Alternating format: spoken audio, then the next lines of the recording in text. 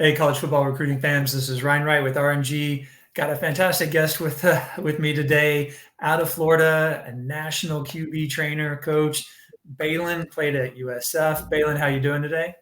Doing well, man. Can't complain. I'm really excited about this time of year. Obviously, Christmas is coming up, family time, and all that. But I'm really excited because the off season started, and a lot of obviously seasons have ended in high school and youth, and some college guys are now coming back home if you didn't make a bowl game. So I'm excited to get the off season started and it's cranked up again, and that's my favorite time, obviously, and putting in the work and making progression in these kids, games and lives and their everyday attributes to where they want to go. So I'm really excited. Like I said, it happens between January 1st. Once that hits, it's rolling for me, especially with the training, my camps and stuff, and that goes all the way obviously to August. So I'm really excited about that, and I definitely want to talk about some of these top guys that I train. I've been blessed enough to be in this profession for about 10 years now, and I've seen a lot of great ones, a lot of guys that were no names and all of a sudden became big time guys. Then obviously big time guys, staying there and elevating their games as well. So I'm not going to say I'm the reason for all these guys' success, but I do like to take credit where credit's due, and I believe I take pride in my work, and I love to see these kids elevate. And I've had a lot of kids, especially the youth level, win national championships recently, and again watching some of these top 26 class kids. I think, in my opinion, as a trainer doing this for 10 years, that's going to be the best class ever to exist at the quarterback position, especially in Central Florida. We've never seen anything like it. And I'm excited to talk about some of these guys today. Thank you for giving me the platform to talk about some of the guys that I train who I believe are going to be top guys in the country. If not, they're already doing that right now in that 26 class, and then some 27 guys. So I appreciate your time, Ryan, and I cannot wait to get into this stuff. But like I said before, training is going to start, and I can't wait to start talking about some of these guys. Nothing better than being back in the mix and have all your guys being around the kids, being around the players, getting that team feel, that bond, and getting work done. All right, so let's start off. Class of 2026, Noah Grubbs, fantastic player out of Lake Mary. If you will, tell me a little bit about his game. Yeah, so Noah Grubbs, funny story about Noah. Most people that follow my social media have seen him a lot. He deserves everything that he's getting, to be honest with you. This kid's a generational talent. He's played, baseball, basketball, football, golf, pretty much his whole entire life. And when I first started training him his eighth grade year, I saw in his first pass. I mean, I literally looked to his dad, and it's a true story. He'll even tell you. Told his dad that in that moment, because at the time he was all about baseball. He loved baseball, and he won several championships as a football player in the youth Pop Warner League with Lake Mary. But I told his dad, I said, look, if you really want to hone in on one thing, it's going to be his passion, and it kind of switched over to football. And I told him from this day on, you're going to quit and you're going to focus fully on football. And if you do that, I'll make you the top quarterback in the country. And I know at the time it sounded funny, and the dad kind of looked at me, but thank goodness he lived up to what I said, because he's performing at a level that a lot of people, one, didn't expect, but two, I expected as a trainer, and it's just awesome to see it come to fruition. And like I just mentioned, he's a generational talent. I do believe he's, if he continues to stay on this path, he will be in the NFL one day. And I even told a Vanderbilt recruiter at the Apopka game when he threw 3 touchdowns over 300 yards, I said, look, this is what an NFL quarterback looks like. We're actually seeing it live in front of our faces, and this is something special to watch, especially with the season he just had as a sophomore. And if I can give any advice to any kids out there listening, and you're going to see kind of a similar story with a bunch of these guys that we're going to talk about, is find what your passion is and go all in. You only have a short window in high school to do this, and once it's over, it's over. And I always will say, hey, play multiple sports. That's great, but if you really want to be excellent at what you want to achieve in your life, especially going to the next level in college, you should spend your time in that area for a good amount. It can't be split. You can't divide it up. You have to be all in, and then all that other stuff is kind of extracurricular, like we call it. And Noah did that. There was a period for the last year and a half where he never missed a workout. I was working out 3-4 times a week. He would be there no matter what location it was. He was there. His parents got him there. And now you see the effects of that. And I can truly say his development really happened in the last 2 years. He already had the God-given ability to throw a football, which is why I said what I said when I first saw him in his first pass to quit baseball. But it's been awesome to see him really buy into my development in him, and now look at him. So Noah, as we just mentioned, is a generational talent. He had a great year. He's 6'4", 205 pounds. There was a point where, he kind of got to about 228. And I know we went to Virginia Tech last December, about a year ago this time. And he was still under the radar in recruiting, and he had just finished his freshman year beating Seminole, which at the time was, I believe, the #1 team in their classification, and they knocked them off. And that's really when everybody's like, who's this Noah Grubbs kid as a freshman playing on varsity? But we went to Virginia Tech, and his dad asked the recruiting quarterback coach, Coach Chris, who's a good friend of mine. We were at dinner, and he said, what are you looking for in your quarterbacks? And he goes, well, we'd like to see about 6'4", 220, 225. Well, at that time, Noah was about 6'3 and a half, 180 pounds, soaking wet. And so we kind of ran with it. And, he gained about 40 pounds in 4 months, which is crazy. And I was like, well, we got to put a stop to this. This is what we would want them to be as a senior, not as a freshman. So there was time to grow there, but I know we obviously wanted to get the first offer, which it ended up happening with Virginia Tech. He actually got a UAB offer his 8th grade year, but the Power 5 guys, Virginia Tech was the first to offer him. Obviously, with my relationship with Coach Chris and Coach Glenn at the time, who's now at Cincinnati, Coach Bowen, they all took a chance on him. He was actually on the recruiting visit with Davie Belfort and myself last December, and that's when they first saw Noah for the first time. So, and as we know, Davie's now committed to Virginia Tech. So it was a great experience, and we cut his weight down. I got him with the NFL speed trainer, Tony Ponton. He's working with him about 2 or 3 times a week, and as well as myself still, even after the season was over. So he's continuously changing his body. Now he's about 205 pounds. Some of you guys listen to his stats. If you don't know Noah Grubbs, he went 10-2 this year at Lake Mary, was 58% completion rating, 3,677 yards, 49 touchdowns, 4 rushing touchdowns, and only 11 interceptions. Again, this is against some of the arguably the best talent in the state of Florida. He did this against, we're talking teams like Mandarin, Mainland, who just won state, Seminole, who is a powerhouse, Dr. Phillips, who he had a record against, 8 touchdowns in his first game, which is a school record. Here's some of the school records he broke this year. He has 7 of them now. He has most passing touchdowns in a game, 8 versus Dr. Phillips. Most passing yards in a game, 528 versus Dr. Phillips. Passing touchdowns, 49 in a season. Passing yards in a season, 3,677. Most completions in a game, 31 versus Boone High School in the first round of the playoffs in a win. Total completions, 207 completions this year. And average yards per game, 306 yards, 0.4 yards per game. So those are all school records that he broke as a sophomore in the 26th class. And he has 18 Division I offers currently. Miami, Notre Dame, Michigan, Virginia Tech, Penn State, Texas A&M, Ole Miss, Nebraska, Colorado, West Virginia, North Carolina, Auburn, Arkansas, Duke, UCF, Pitt, UAB, and Charlotte. So that's a little bit about Noah Grubbs and his recruitment. He's a 4-star right now on Rivals. Usually sophomores don't get stars, but Rivals went ahead and gave him his 4-star. 24/7 is obviously going to reevaluate their stuff here in the spring with the 26th class. So I'm sure he'll be up there in the 3 or 4-star rank.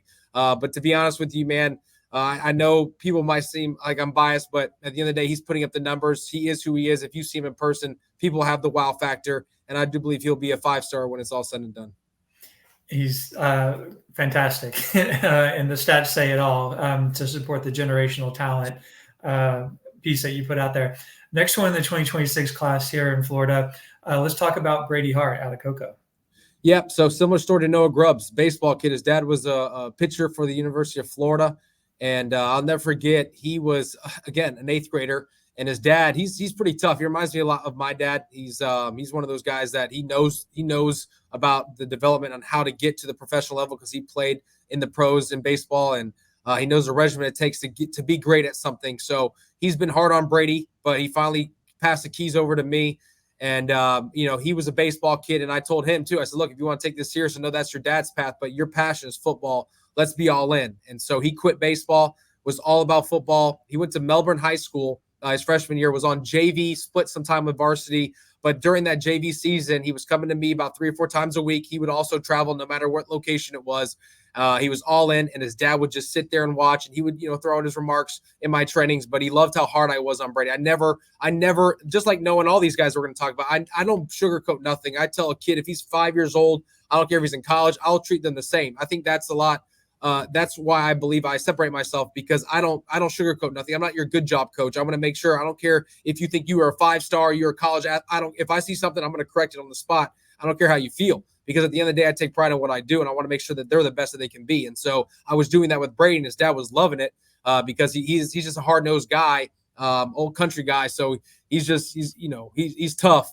And so there was one training in particular, and he was still at Melbourne High School, and it was in Lake Nona, and I was training him, and we stopped the workout because it just didn't feel right. He was getting too emotional in his head.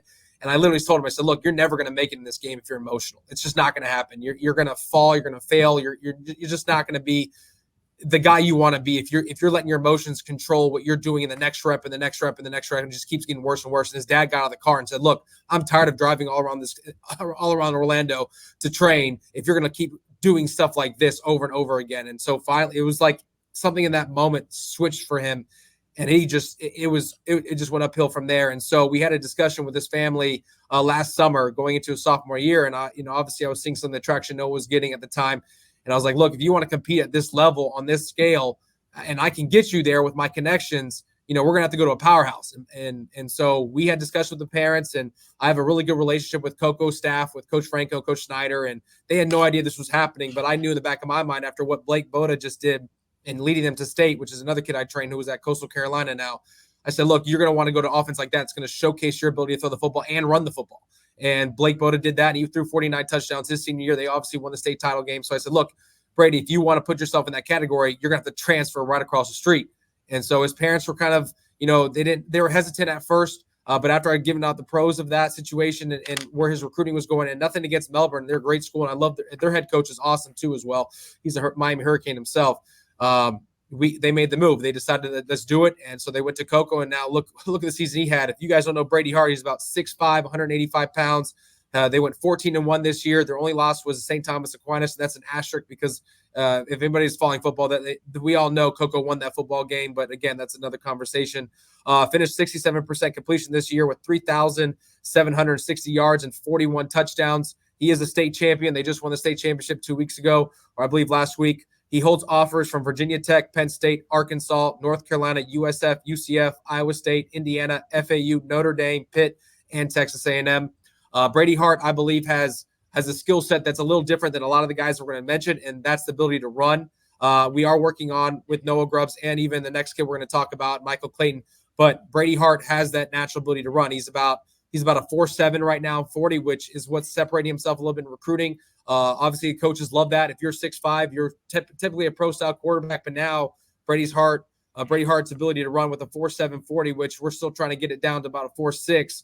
The opportunities are endless for him, which is why I believe he'll end up being at the top because of that ability to run, which, again, we're starting to work on with my other 26 guys to do that, which is why I'm setting up with speed trainers and all that and performance guys. So that's kind of the skill set that Brady has. He can make all the throws on the field. He's also another generational talent. But, again, in his household, he has a professional athlete, and he knows the regimen it takes, the eating habits and all that. We're starting to put him on a diet plan as well to gain some weight because he's like a rail. But he's, again, sky's the limit for him. And 41 touchdowns as a sophomore coming from a JV season last year to the big stage. And some of his best games were against the biggest competition. I mean, they didn't run from anybody. And also Coco puts you in that position when they're playing Jones, St. Thomas Aquinas, and Venice, and, top guy Seminole, right? So they're playing the top guys, Treasure Coast, Ugali. So, and 500 yards he threw against St. Thomas. I mean, once he did that, what else can you say? 5 touchdowns. So, the kid's special, and I believe Brady Hart, his ceiling is high because of his ability to run. Yeah, if he gets that speed down, he could be like I don't know if you remember Matt Jones was a quarterback for Arkansas, stuff of that speed. Although I think Brady's going to already has a what's that? I said I think Brady's going to stay at that quarterback position though. Yeah, I was going to say I think he's already a better passer, but Matt had some magic to his play, and so does Brady. So you kind of foreshadow the next one out of another powerhouse in Florida, Edgewater High School. Talking about Michael Clayton, another 2026 quarterback. Give us a quick rundown on him. Yeah, Michael Clayton, again, just like Noah Grubbs and Brady Hart, a different sport here. He was a basketball player, special one. He still believes he can outshoot me right now, and I don't think that's the case. But we've yet to do that in the 3 years of me knowing him. Almost 4 years now. We haven't had a basketball match, but he was a basketball player. Great one. He's still a great one. I know his dad. He put all his eggs in that basket as a young kid growing up, and he did play some football here and there. But he was always a top guy in basketball, and it was traveling all across the country on AAU teams. But Had the similar conversation with him. More Mike. I know his dad was more into football. His dad, Mr. Clayton, but Michael was basketball. And I said, look, man, you have the gift. You have a gift. You're another generational talent. Again, I say generational is when kids have the natural ability to throw football, when you're really not critiquing how they can throw or, little, fundamental stuff, they've already got it. Like, it's just natural. It's like picking up a football, and it's just, you can tell it's a feel thing. So I'm like, you can be special. You can separate yourself from that.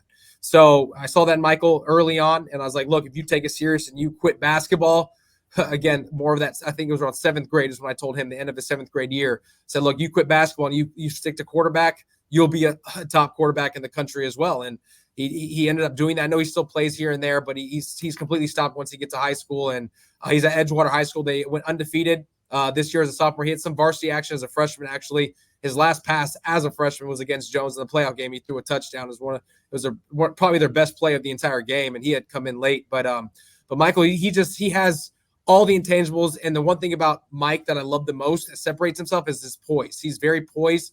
He doesn't show much emotion when playing. He's always even keel, whether they're up by 40 or they're trying to lead a comeback. He's the same person.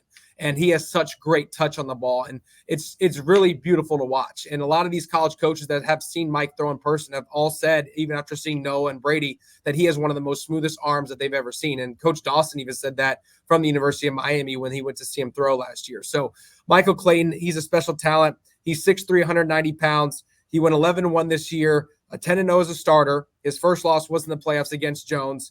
He's 55%, 2,249 yards, 24 touchdowns. A lot of his games were ended at halftime because they were already blowing teams out. Edgewater is a powerhouse, but he is making the decision to move to Seminole going into next year. So he will be at Seminole High School, which is another powerhouse here in Orlando, Florida as well. So I'm excited to see where that takes off as well, because Seminole, we know the standard there. They have a bunch of Division I quarterbacks go through that program, and he's the next one up. And he's got 5 offers right now: Virginia Tech, Arkansas, Toledo, Pittsburgh, and FAMU. I believe his recruiting is going to go through the ceiling this spring. I plan on taking him, Noah, and Brady all across the country, doing stuff in the spring, unofficial visits, and obviously some, here and there camps or whatever, and try to set them up here. But Michael Clayton, he's just such a gifted talent. And I'll tell you what, he might, at the end of this, he's working on his speed as well, and his ability to run. If he can show that on tape, he might be, again, at the top of this 26 class. We're talking top 1, 2, 3 in the country. So Michael Clayton's ceiling is high, and his dad's about 6'4", 6'5". So I know he's going to still grow. If he gets a 6'4", 6'5", he has the ability to go to any school he wants to. And I know he has some ties at Tennessee with Mackenzie Milton, and his dad's a big Florida State fan. So if they pull the trigger at any point, I'm sure he might be a Knoll. So, a little shout out there. But yeah, Michael Clayton is another gifted talent, and he's just a special talent all around. Recruiting battles beginning already, right? Yep. Tear at the heart and the development strings. Okay. So next one, Carter Emanuel, Lake Nona. Tell us a little bit about him.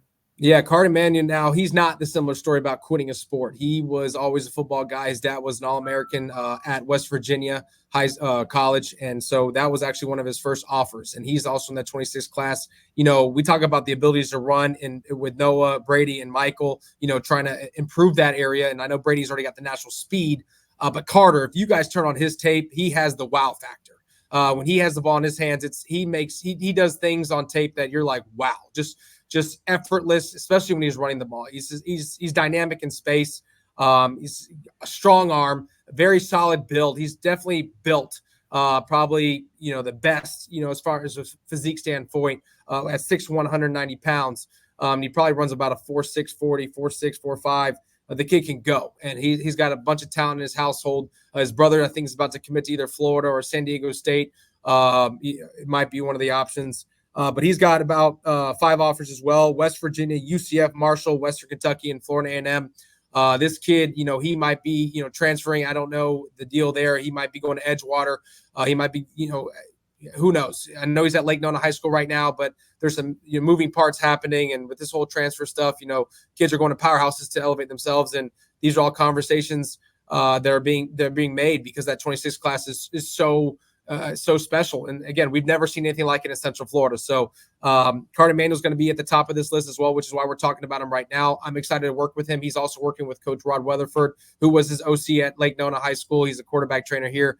But I've just been blessed enough to be working with him now recently. Again, I actually had him at 6th grade, and his dad said he wasn't ready for me yet. His first training with me, he cried. He actually threw up. And his dad was hard on him. He's like, look, get back in there. We're going to keep going. You're going to finish the workout. But I think at that time he just wasn't ready. But now, I mean, this kid is a specimen, and he's another generational talent. And I'm excited to see where his recruiting takes off. And like I said, I mean, he's already got West Virginia, UCF, Marshall, Western Kentucky, and FAMU. I mean, this kid's sky's the limit as well. And I took him to Miami against Louisville, and they Coach Dawson loves his build, and he's going to come see him in the spring. So once he starts getting these big Power 5 offers, you're going to see him again. I'm saying, like, right now, just the 4 names I talked about, and they're just in Orlando. These guys might be top 10 in the country, all of them, and they're right here in Central Florida. So it's crazy to say that. But I just thank my Lord and Savior Jesus Christ for blessing me with the ability to be in this situation as their trainers, and also the networking tools that I have to get these guys on a national level and get recruited. It's just such a blessing, man. It'll keep you busy, that's for sure. Going here, there, and everywhere with all these guys. So one thing that I want to bring up that we haven't talked about yet, each one of these kids, in my opinion, when I've been around them, character kids, good kids, great kids, yes sir kind of guys. The next one we're going to talk about is the same way. Eli Hamrick, every time I see him at IMG, smile on his face. You tell he loves what he's doing, loves the sport. Again, character guy, fun to be around. Tell me a little bit about Eli. Yeah, Eli, I got him late in the season. He was at IMG, obviously, and he found me through social media on Twitter, and they made the drive all the way up to Orlando for a training session, and we clicked right off the bat. Me and his dad really clicked, and Eli, there were some things in his fundamentals that I had to tweak up a little bit, but he has the natural ability to throw a football as well, and you don't throw 30 touchdowns and no interceptions in the entire season, especially in IMG, unless you're a guy. And he's already got a Toledo offer. I'm already setting up things for him in the spring that's going to help him elevate his recruiting to another level. And I'm excited to be a part of that process because he has all the tools to be just in this conversation with all these other guys. And his dad has a tie with NC State. So I know that could be a big option for him later on down the road, but I know he had really good camps at Penn State and other programs. And so I'm really focusing on the schools that he likes right now. But I do plan on blowing him up in the marketing piece, especially through social media and Twitter, to get him on a national recruiting stage. So Eli is 6'4", about 205 pounds, 210 pounds, just won the state championship. I believe it was IMG's first ever state championship in one of their teams. And again, he threw, I believe it was 30 plus touchdowns and no interceptions. Also sprained his MCL in the playoffs and still came back and had a performance for him, a good performance in the state title game. So I'm excited to see where, again, he's on a national stage right now at IMG. We'll see what his future holds, whether he stays there or he goes back home. But I'm very excited as his trainer to keep developing him and to put him on a national schedule. And like I said, or national scale. So he's already got a Toledo offer. I've talked to their quarterback coach, who I'm really close with, who just offered Michael, and they love his ceiling. So I know his recruiting is going to pick up here, and he's such a good kid, just like all these guys. And you replaced a good quarterback at IMG and Parker Lisi, who is at Kansas now. All right. So there's two more kids I want to talk to you about in the 2027 class if you have the time. Yep. One of them out of Tampa at Clearwater Academy International. And that's Joaquin. Tell me a little bit about him. I think we lost you there, Baylin. I can't hear you. Oh, sorry. You're on speaker. Yeah. No. That's okay. Yeah. Sorry about that. No, that kid right there is going to be at the top of the 27 class. The next two kids, I have two kids right now I'm really excited about that I believe right now I can market in their Division I talents, and he's one of them. And he has one of the smoothest arms I've ever seen, and that goes with all these other guys. I mean, I think his mechanics honestly look flawless, and I'm watching it, and I'm like, this kid is elite. And I met him through a camp that he used to be with Steven Garcia, a really good friend of mine. Well, I believe he still trains with him or sometimes, but I know he's been working with me quite a bit recently. And man, I'm gonna tell you what, this kid, I'm excited. I'm really excited. And his dad trusted me in the process with him reclassing. Technically, he was in that 26th class, and I had told him, look, this is who you're competing with Noah, Grubbs, Brady, Hart, Michael, Clayton, Carter, Emanuel, even Darion Coleman. You're competing with all these guys in that 26th class. And Eli Hamrick, you're not going to get recruited. You're just going to get lost in the shuffle. And this kid is a Division I Power 5 talent, and his arm talent is that way. And so I said, look, you might want to think about it. I know it's late in the game, but you're at a program where it's going to allow you to do that at CAI. He can reclass, and that's what he did. And now he's a 27 kid. Now he could be at the top of that class. Obviously, you got Mike Katz over there down south, True North. He's a special talent who's getting offers. And then the next guy we're going to talk about. So I believe he's got all the tools to be great. His fundamentals are sound. I think that we could tweak some things on his front stride a little bit. Sometimes he overstrides it. But his arm talent is freakish. And I'm super excited about this individual, which is why I brought his name up. And that's why we're talking about him right now. He's at Clearwater Academy International. He also started as a freshman over a guy who had over 20-plus offers. He was banged up throughout the season, so he was able to have the opportunity to play as a freshman on varsity against a national schedule. CAI is almost like an IMG where they can technically recruit, but they play all the top guys like Edgewater, Columbus, and some of the powerhouses. And so with that being said, they unfortunately don't play after 10 games, but because he has such early success, now all of a sudden they're wondering who this kid is. And he threw a game winner, I believe, against Sarasota Riverview. So, I mean, he is just a special talent. And I'm so excited about this guy. And his dad he's just like my dad and Brady Hart's dad and even Noah's dad and Michael Clayton's dad, all these dads. I mean, if you notice, they all have dads that are hard on them. And that was my dad was for me. And they push him for greatness. And, you know, he's the same way. And so I'm really excited about him. And, man, I'm telling you what, remember that kid's name, because by the time he's a senior, he will have, I would say, 20-plus Division I offers. They're doing a great job at CAI, Clearwater Academy International. They bring guys in from all over the world and get them coached up. They do a great job there overall. All right, last one. Out of Lake Manola, Will Jackson. As fast as we've been talking for a while, but there's a lot to say about all these guys. Tell me a little bit about him. William Jackson. He is going to be, again, just in that 27 class at the top. He is already about 6'3", 6'4", 185 pounds. Coach Alfred over there at Lake Manola is a quarterback guy himself, so I know he's developing him well. I mean, his arm talent from last year to this year has completely changed. His mechanics are sound. He's got his quick, short motion. We were working on his quick release last year, and he was having a hard time with a little hitch in his throw, but now it's smooth. It's completely motionless, and there's no hitch in his throw.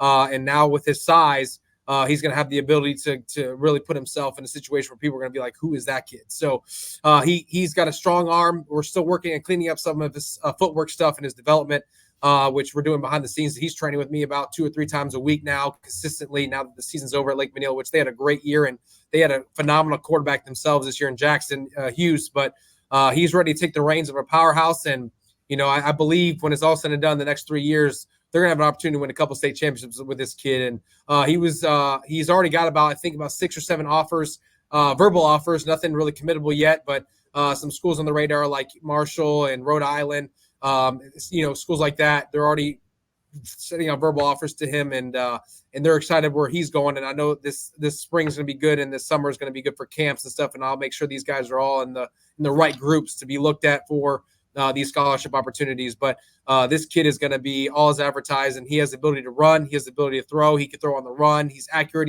He stands in the pocket. I mean, he can do it all. And so William Jackson is going to be an elite generational talent, and he's got a great support system around him, and I'm just excited to be his trainer. Awesome. All right, Baylin, thank you for your time today. If you will, tell everybody where they can find you on social media, on Twitter and IG. Yeah, so my Twitter and my IG, my main accounts are the same. It's at Baylin Trujillo, BAYLIN TRUJILLO.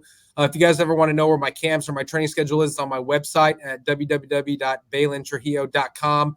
I update that every single week. And so if you want to see, again, times, days, locations where I'm training, it's right there on the website. Just check it out and show up. And then my quarterback Instagram page is at BTrueQB Training. It's at BTRU. QBTRAINING. So you can see some of the stuff. I'm very big on promoting guys. Some of you guys are listening. If you don't have trainers that promote you or have connections, you're really wasting your time, because to be honest with you, a lot of these offers are coming through third parties, not just head coaches, but they're trainers. And so make sure you guys are with trainers that you trust and that have built networks and actually can prove the formula that it works. So again, I've been blessed. It's all glory to God. You know, I'm just trying to live out his purpose for my life. And these guys still have to, at the end of the day, perform. I can train them as much as I want. If they're not performing, they're not getting these opportunities. So all these guys that we just mentioned here are at the position where they're performing at high levels, which is why they're getting what they're getting. So if you guys want offers, you gotta put that effort and you gotta perform. At the end of the day, you can have connections, but if you're not putting the tape together and you're not doing it consistently, you're only fooling yourself. So make sure you stay on top of your training and continue to get better every single day, because you can only get better or you're going to get worse. You can't stay the same. Lots of layers to recruiting. It's a marketing game. All right, Baylin, I appreciate it. I look forward to catching up with you, hopefully maybe this spring or something after some 7-on-7 tournaments, some visits, maybe some camps that happen, and we'll get an update on all these guys. Sounds good, man. Appreciate you having me. God bless.